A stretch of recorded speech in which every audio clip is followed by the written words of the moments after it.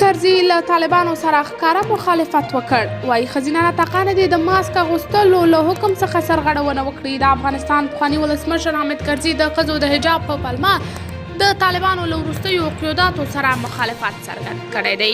نوموړي له CNN ټلویزیون سره په یوه تازه مرکه کې وویل چې په چادرۍ د ښځو پوښل او دغه راز د طالبانو له لوري د حجاب په نوم ښودل شوې بڼه د افغانستان د فرهنګ برخه نه ده، بلکې بهر نه دغه هیواد ته راوړل شوې ده. نوموړي په ورته وخت کې د ټلویزیونونو د ښځینه ویاندویانو په اړه د طالبانو د حکم مخالفت کړی او ویلي چې دوی نه باید د طالبانو هغه امر پر ځای کړي چې په ماسک یې د لا نور مخ پټول پرې اجباري کړي دي. د طالبانو یاد شوي قیودات په پراخ او نړیواله کچه توندو غبرګونونو سره مخامخ شوي دي.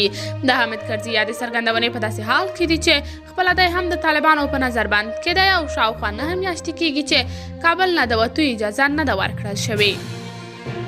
په وروستي ځل کرزي ته نږدې سرچینو افشا کړه چې طالبانو نوموړي ته په متحده عربي اماراتو کې د دغه هیواد د متوفي مشر د جنازې او غمرازۍ په مراسمو کې د ګډون په هدف د سفر اجازه نه ده ورکړې.